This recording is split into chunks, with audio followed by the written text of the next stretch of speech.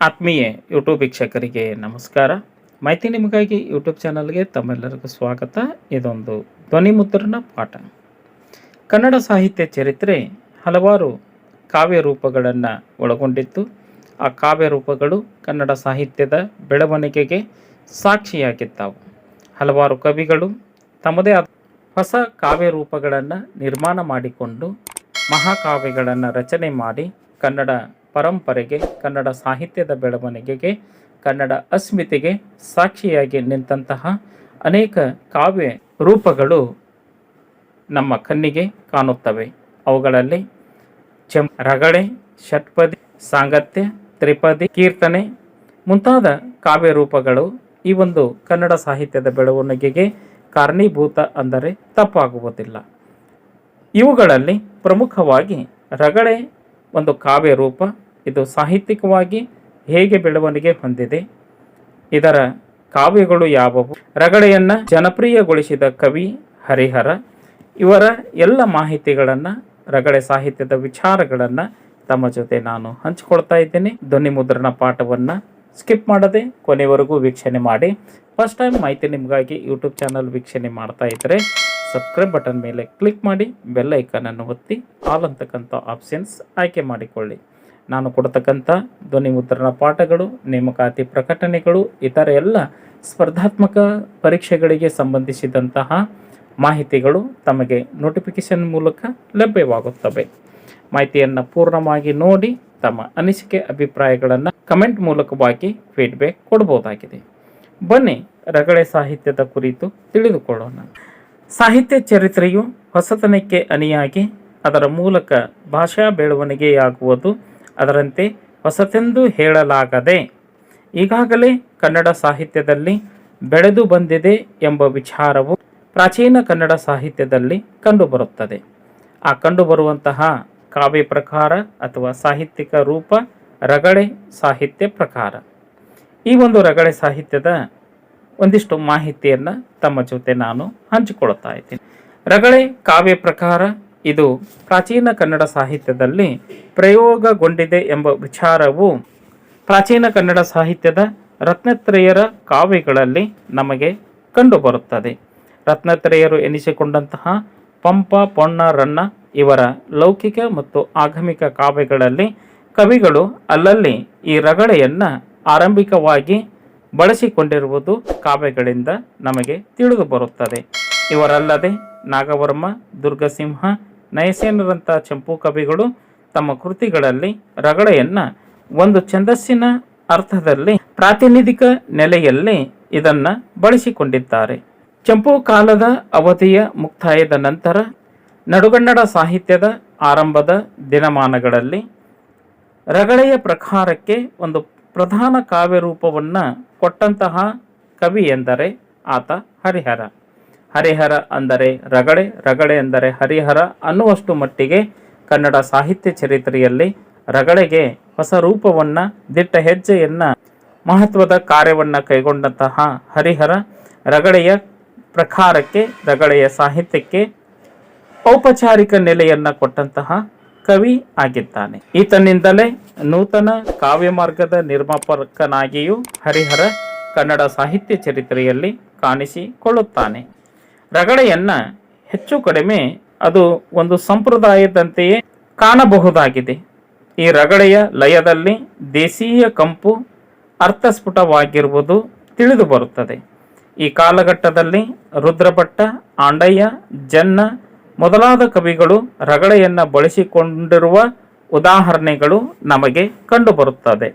ವರ್ಣನೆ, ಪ್ರಾಸ, ಅನುಪ್ರಾಸಗಳೇ ಮೊದಲಾದ ಕಲಾತ್ಮಕ ಅಂಶಗಳಲ್ಲಿ ರಗಳೆಯನ್ನು ನಾವು ಬಳಸಬಹುದಾಗಿದೆ, ಬಳಕೆಯನ್ನು ಮಾಡಿರುವುದನ್ನು ಕಾಣಬಹುದಾಗಿದೆ. ರಗಳೆಯು ಒಂದು ಛಂದಸ್ಸು ಆಗಿ ಬಳಕೆಗೊಂಡಿದೆ. ಇದರ ಪ್ರಭೇದಗಳಾದ ಮಂದಾನೀಲ, ಲಲಿತ, ಉತ್ಸಾಹ ರಗಳೆ ಎಂಬ 3 ಪ್ರಭೇದಗಳು ಕನ್ನಡ ಕವಿಗಳು ಬಳಸಿಕೊಂಡಿದ್ದಾರೆ. ರಗಳೆಯಂತಹ ಛಂದೋರೂಪವು ಸಾಹಿತ್ಯವಾಗಿ ಯಶಸ್ವಿಯಾಗಬೇಕಾದಲ್ಲಿ ವಿಷಯ, ಆಶಯ, ಶೈಲಿಗಳು, ಕವಿಯ ವ್ಯಕ್ತಿತ್ವದ ಅರಿವಿನೊಂದಿಗೆ ಇದು ದೀರ್ಘವಾದಂತಹ ವಿಸ್ತರಣ ಕಾವ್ಯ ರೂಪವಾಗಿ ಬಳಕೆ ಆಗಬಹುದು ಎಂಬ ಅಭಿಪ್ರಾಯವನ್ನು ಡಿ.ಎಲ್. ನರಸಿಂಹಾಚಾರ್ಯರು ವ್ಯಕ್ತಪಡಿಸುತ್ತಾರೆ. ಕನ್ನಡ ಸಾಹಿತ್ಯದಲ್ಲಿ ರಗಳೆಯ ಪ್ರಕಾರಕ್ಕೆ ಪ್ರೇರಣೆಯನ್ನ ನಾವು ಅವಲೋಕನ ಮಾಡಿದಾಗ ರಗಳೆ ಕಾವ್ಯ ಪ್ರಕಾರವು ಬೆಳೆದು ಬರಲಿಕ್ಕೆ ಮುಖ್ಯವಾಗಿ ಸಾಹಿತ್ಯವನ್ನು ಛಂದೋಬಂಧನದಿಂದ ಸರಳೀಕರಣಗೊಳಿಸಬೇಕು. ಅಂದರೆ ಚಂಪುವಿನ ಬಿಗಿಬಂಧತೆಯನ್ನು ಅರಿತುಕೊಂಡಂತಹ ಹರಿಹರ ಕವಿ ಈ ರಗಳೆಯನ್ನು ಆಯ್ಕೆ ಮಾಡಿಕೊಂಡನು ಎಂಬ ವಿಚಾರ ತಿಳಿದು ಬರುತ್ತದೆ. ಛಂದೋಬುದ್ಧಿಯಲ್ಲಿ ರಗಳೆಯ ಸಂಸ್ಕೃತ ಛಂದಸ್ಸಿನ ರೂಪದಲ್ಲಿ ಪ್ರಸ್ತಾಪವಾಗಿರುವುದನ್ನು ಕೆಲವು ವಿದ್ವಾಂಸರರು ಮಹತ್ವದ ಸಂಗತಿಯಾಗಿ ಪರಿಗಣಿಸಿದ್ದಾರೆ. ಈ ಭಿನ್ನಾಭಿಪ್ರಾಯಗಳು ಏನೇ ಇರಲಿ, ಕನ್ನಡದ ಸಂದರ್ಭದಲ್ಲಿ ರಗಳೆಯು ಒಂದು ಯಶಸ್ಸಿನ ಛಂದಸ್ಸಾಗಿ ಬಳಕೆಯಾಗಿದೆ. ಜೈನ ಕವಿಗಳು ತಮ್ಮ ಮಹಾಕಾವ್ಯಗಳಲ್ಲಿ ಅಲ್ಪ ಪ್ರಮಾಣದಲ್ಲಿ ಬಳಕೆ ಮಾಡಿಕೊಂಡು ಹರಿಹರ ಇದನ್ನು ಸ್ವತಂತ್ರ ಕಾವ್ಯ ರೂಪವನ್ನಾಗಿ ಬಳಸಿಕೊಂಡು ರಗಳೆಗೆ ಒಂದು ಹೊಸ ರೂಪವನ್ನೇ ಕೊಟ್ಟಿದ್ದಾನೆ. ಹರಿಹರ ಸುಮಾರು 106 ರಗಳೆಗಳನ್ನು ರಚನೆ ಮಾಡಿದ ವಿಚಾರ ಸಾಹಿತ್ಯದ ಸಂಪಾದನೆಯಿಂದ ತಿಳಿದು ಬರುತ್ತದೆ. ಈ 106 ರಗಳೆಗಳಲ್ಲಿ ವಚನ ಸಾಹಿತ್ಯದ ಅನೇಕ ಶರಣರು ವಚನಕಾರರ ಜೀವನ ಚರಿತ್ರೆಗೆ ಸಂಬಂಧಪಟ್ಟಂತಹ ಸಾಧನೆ ಸಿದ್ಧಿಗಳ ವಿಷಯಕ್ಕೆ ಸಂಬಂಧಪಟ್ಟಂತಹ ರಗಳೆಗಳನ್ನು ರಚನೆ ಮಾಡಿರುವುದು ಕಂಡುಬರುತ್ತದೆ. ತಮಿಳಿನ ಸುಮಾರು 63 ಜನ ಶರಣರ ವಿಚಾರಗಳನ್ನು ಅಭಿವ್ಯಕ್ತಗೊಳಿಸುವುದರ ಜೊತೆಗೆ ಕನ್ನಡದ ವಚನಕಾರರಾಗಿರತಕ್ಕಂತಹ ಮಾದಾರ ಚೆನ್ನಯ್ಯ, ಬಸವಣ್ಣ, ಅಲ್ಲಮ ಪ್ರಭುದೇವ, ಅಕ್ಕ ಮಹಾದೇವಿ, ಸಾಮವೇದಿ, ಕುಂಬಾರಗುಂಡಯ್ಯ, ನಂಬಿಯಣ್ಣನ ರಗಳೆ ಮುಂತಾದ ಅನೇಕ ರಗಳೆಗಳು ಕನ್ನಡ ಸಾಹಿತ್ಯ ಚರಿತ್ರೆಗೆ ಹರಿಹರ ಕೊಟ್ಟಂತಹ ಮಹತ್ವದ ಹಾಗೂ ಮುಖ್ಯ ಕೃತಿಗಳಾಗಿವೆ. ರಗಳೆ ಸಾಹಿತ್ಯದ ಲಕ್ಷಣಗಳು. ರಗಳೆಯು ಚಂಪು ಕಾವ್ಯಕ್ಕೆ ಸವಾಲೆಸೆದು ಬೆಳೆದು ಬಂದ ಸಾಹಿತ್ಯ ರೂಪವಾಗಿದೆ. ಕವಿಗಳು ಸಾಹಿತ್ಯವನ್ನ ಸರಳತೆಯತ್ತ ಕೊಂಡೊಯ್ಯಲು ರಗಳೆಯನ್ನ ಆಯ್ಕೆ ಮಾಡಿಕೊಂಡಿರುವುದು ಕನ್ನಡ ಸಾಹಿತ್ಯ ಲೋಕದಲ್ಲಿ ವೈಶಿಷ್ಟ್ಯಪೂರ್ಣವಾಗಿದೆ. 3. ಚಂಪುವಿನ ಕಠಿಣ ವೃತ್ತಗಳನ್ನು ಬಿಟ್ಟು ಸರಳ ಪ್ರಾಸಗಳನ್ನು ಆಯ್ಕೆ ಮಾಡಿಕೊಂಡಿರುವುದು. 4ನೇದಾಗಿ ಪಾದಗಳ ಮಿತಿಯಿಲ್ಲದೆ ವಿಷಯ ವಸ್ತುವನ್ನು ವಿಸ್ತರಿಸುವ ಜಾಯಮಾನಕ್ಕೆ ರಗಳೆ ಕಾವ್ಯ ಪ್ರಕಾರವು ಉತ್ತಮ ಕಾವ್ಯ ಛಂದಸ್ಸು ಆಯಿತು. ಅಂದರೆ 2 ಸಾಲುಗಳಿಗೆ ರಗಳೆಯ ಛಂದಸ್ಸಿನ ನಿಯಮಗಳು ಅನ್ವಯ ಆಗುತ್ತದೆ. 2 ಸಾಲುಗಳಲ್ಲಿ ಪ್ರಾಸ ನಿಯಮಿತ ಸ್ಥಾನದಲ್ಲಿ ಬರುವುದಿಲ್ಲ.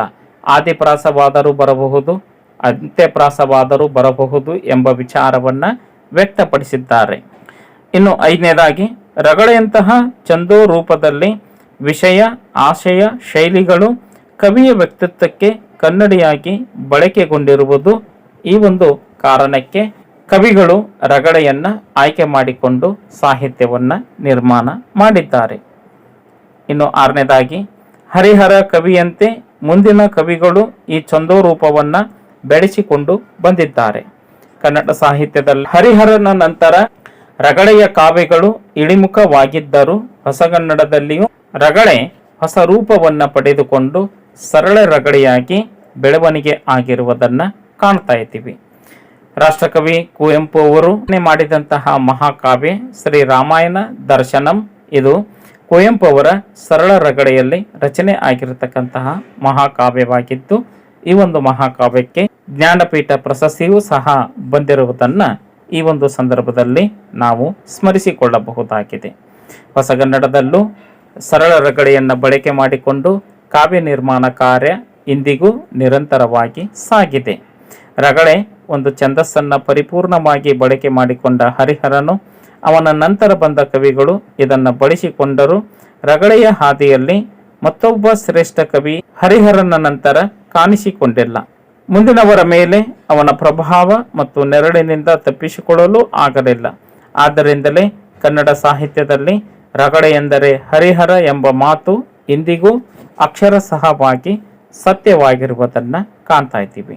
ಸಾಹಿತ್ಯ ಅಧ್ಯಯನ ಮಾಡತಕ್ಕಂತಹ ಅಭ್ಯರ್ಥಿಗಳಿಗೆ, ಸ್ಪರ್ಧಾತ್ಮಕ ಪರೀಕ್ಷೆಗಳಿಗೆ ಅನುಗುವಂತಹ ಅಭ್ಯರ್ಥಿಗಳಿಗೆ, ವಿದ್ಯಾರ್ಥಿಗಳಿಗೆ ಈ ಒಂದು ರಗಳೆ ಸಾಹಿತ್ಯದ ಒಂದಿಷ್ಟು ಸಂಕ್ಷಿಪ್ತ ಮಾಹಿತಿಯನ್ನು ತಮ್ಮ ಜೊತೆ ನಾನು ಹಂಚಿಕೊಂಡಿದ್ದೇನೆ. ಮಾಹಿತಿ ಕುರಿತು ಏನಾದರೂ ಅನಿಸಿಕೆ ಅಭಿಪ್ರಾಯಗಳು ಇತ್ತು ಅಂದರೆ ಕಮೆಂಟ್ ಮೂಲಕವಾಗಿ ಫೀಡ್ಬ್ಯಾಕ್ ಕೊಡಬಹುದಾಗಿದೆ. ಮಾಹಿತಿಯನ್ನು ತಮ್ಮ ಸ್ನೇಹಿತರಿಗೆ ಶೇರ್ ಮಾಡಿ ಮತ್ತಷ್ಟು ಧ್ವನಿ ಮುದ್ರಣ ಪಾಠಗಳೊಂದಿಗೆ ತಮ್ಮನ್ನು ನಾನು ಭೇಟಿ ಆಗ್ತಾ ಇದ್ದೀನಿ. ಎಲ್ಲರಿಗೂ ಧನ್ಯವಾದಗಳು.